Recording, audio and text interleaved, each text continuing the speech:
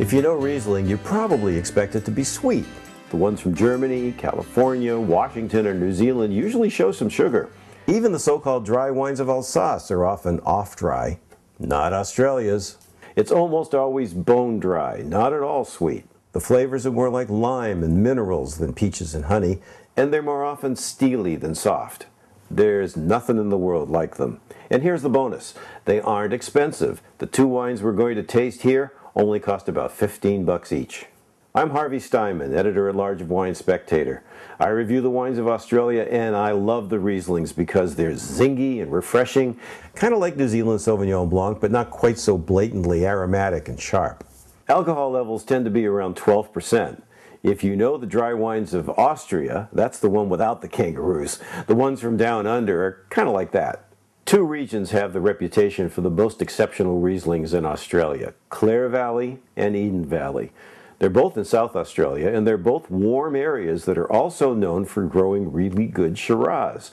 Australia puts the lie to the notion that you need a cool climate for good Riesling. We're going to taste two Rieslings today, both from the Leasingham winery in Clare Valley. It's a big winery with more than 650 acres of vineyards.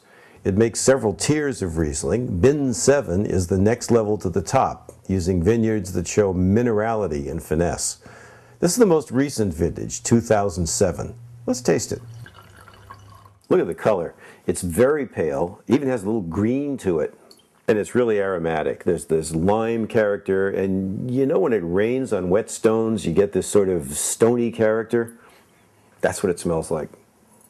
It's lively in the mouth, has this classic lime and chalk flavors, and that zing of mouth-watering acidity. It's like biting into a green apple. One of the great things about Aussie Rieslings is that they age well. And you don't have to wait 10 or 15 years for them to get there. They start to show some mature character at about 5 years. Here's the 2003 bottling of the same wine. When I tasted it in 2004, I said it was dry and flinty, with a welcome pear note sneaking in amid the mineral and citrus flavors, which last nicely. Now, 4 years later, is when I recommended to drink it. Well, right away you can see the color is darker. I mean, it has developed some depth to the color, whereas this is, it's not watery, but it's got a little green edge. This is starting to turn golden. That's just after 4 years in the bottle.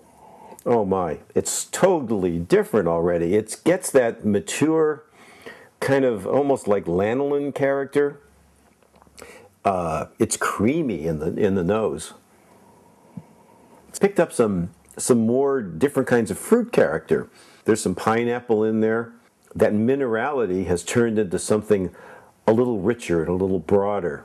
The lively balance and citrusy, minerally flavors of a young Aussie Riesling make it a great match for light seafood dishes, especially oysters or shrimp, and even with spicy dishes where you might want to drink beer. Put a little age on it and it gets richer in the mouth. You can drink it wherever you might want to have a Chardonnay. At any age, these wines show a lot of class, a steely kind of finesse, and you won't spend a lot to get that kind of distinctive character.